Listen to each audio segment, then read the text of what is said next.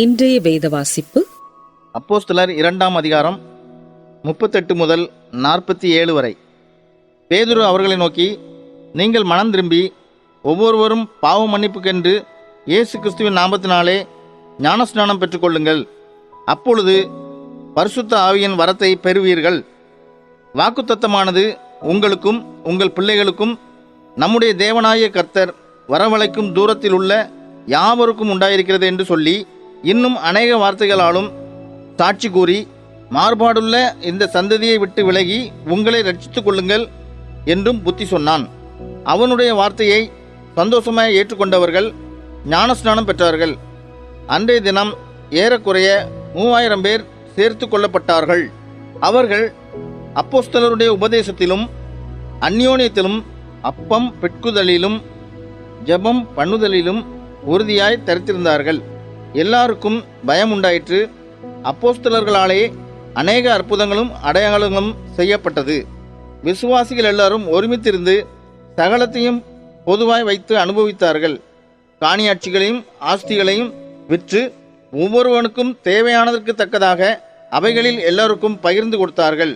அவர்கள் ஒருமனப்பட்டவர்களாய் தேவாலயத்திலே அனுதினமும் தரித்திருந்து வீடுகள் தோறும் அப்பம் விட்டு மகிழ்ச்சியோடும் கபடமில்லாத இருதயத்தோடும் போஜனம் பண்ணி தேவனை துதித்து ஜனங்கள் எல்லாரிடத்திலும் தயவு பெற்றிருந்தார்கள்.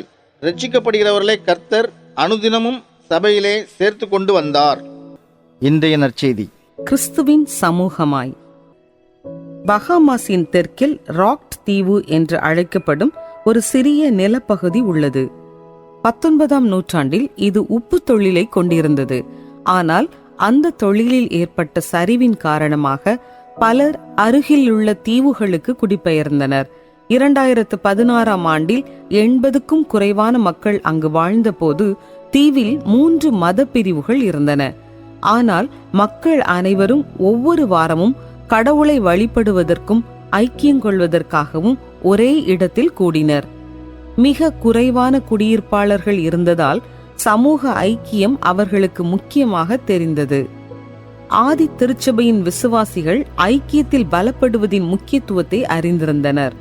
இயேசுவின் மரணம் மற்றும் உயிர்த்தெழுதலால் சாத்தியமாக்கப்பட்ட புதிய விசுவாசத்தை பற்றி அவர்கள் உற்சாகம் அடைந்தனர். ஆனால் அவர் சரீர பிரகாரமாக அவர்களுடன் இல்லை என்பதை அவர்கள் அறிந்திருந்தனர். அவர்கள் மற்றவர்களின் தேவையையும் முக்கியத்துவத்தையும் அறிந்திருந்தனர்.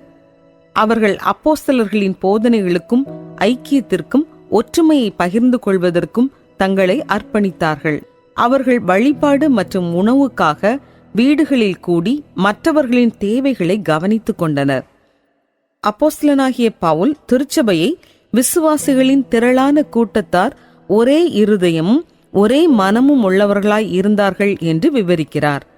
பரிசுத்த ஆவியில் நிரம்பியவர்களாய் தேவனை துதித்து திருச்சபையின் விண்ணப்பங்களை ஜெபத்தில் தேவனுக்கு தெரியப்படுத்தினர்.